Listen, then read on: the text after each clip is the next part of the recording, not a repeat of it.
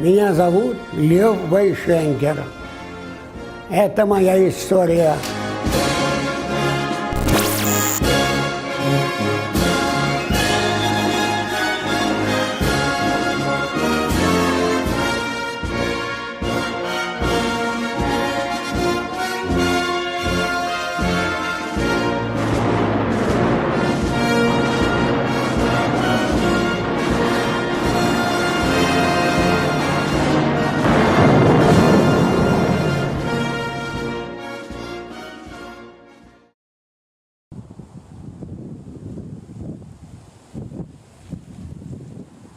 One crisp early morning this winter, I went to see Lev Vaynshenker, one of the oldest World War II veterans in the Melbourne Jewish community.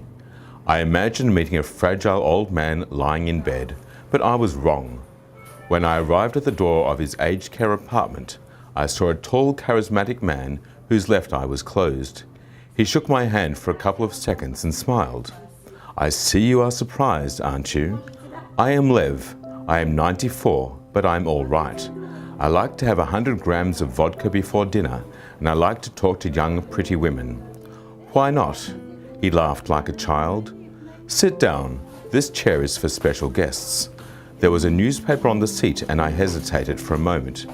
"Don't worry, you can sit there. Nothing good in the papers these days anyway, only Grandma's mishugas."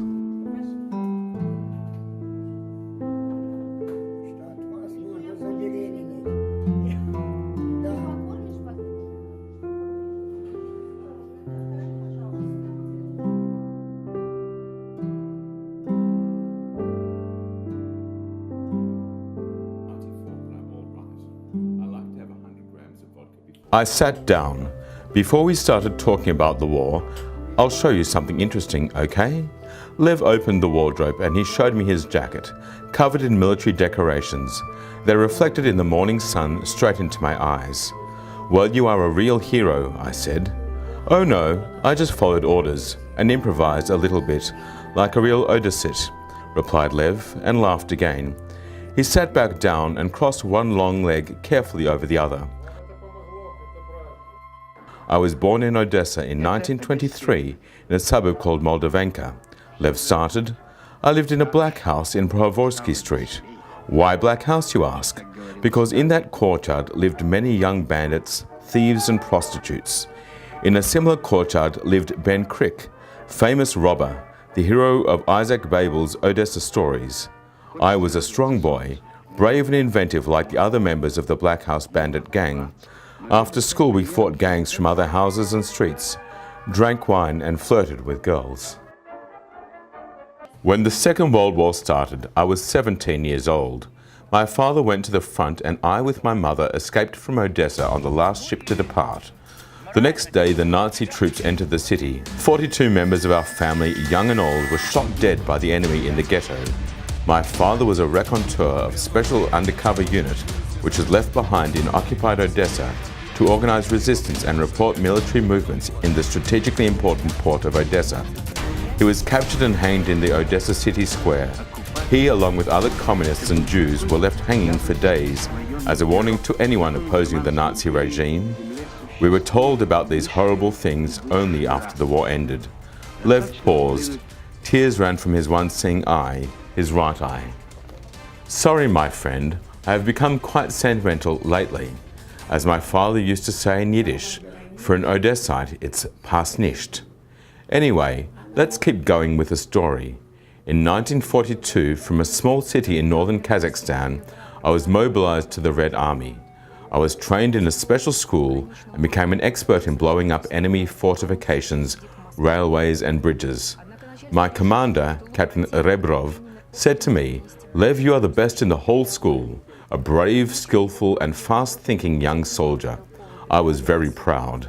Then I was sent to the 63rd Engineering Brigade and served my country in a special explosives unit. The commander introduced me. 'This young man is a Jew, but a special one. He is a bandit from Odessa. He can drink vodka and has a very heavy fist. So behave respectfully towards him. If somebody will offend him, I'll shoot that guy.' Lev looked away, his mind far off into the past before continuing.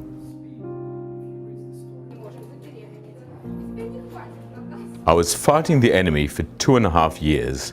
During that time, I saw death, blood, and inhumane suffering. I went through unbelievable horror, and luckily the bullets passed me by. Only once was I wounded, and as a result, I can only see with my right eye. It happened before our offensive operation near Kiev. With a group of soldiers, I cleared landmines from the bridge over the Dnieper River. It was a very delicate and dangerous job. We were under constant surveillance from snipers. We worked fast and quietly for 2 days when our cook, a very kind man, decided to feed us. At night, with a bucket of hot soup, he came to us.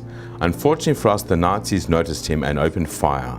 The earth burned around us. Explosions landed closer and closer, and all of a sudden I felt like my left eye was on fire. Thank God I wasn't killed, but since then I haven't seen with my left eye. Lev seemed to grow exhausted and was silent for a few minutes.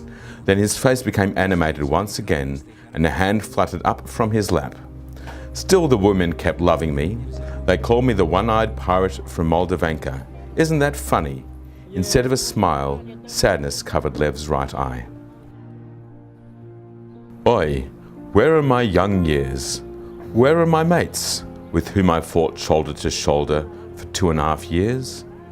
2 of my best friends from our Black House gang rest somewhere far from here. Nobody knows where. Lev sighed heavily.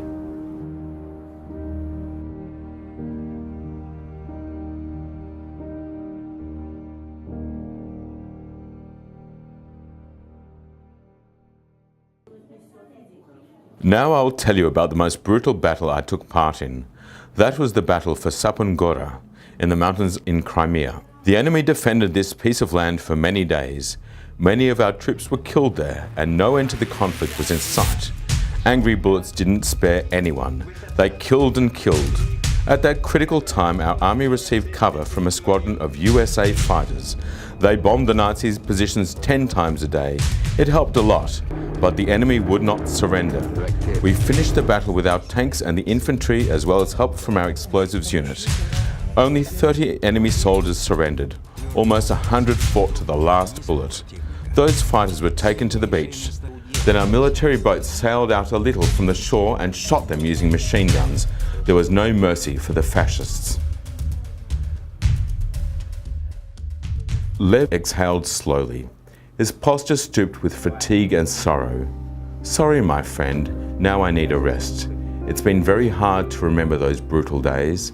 I hope my grandson will never experience such tragedies. Next time you come, don't forget a bottle of vodka. Maybe I'll remember more happy stories.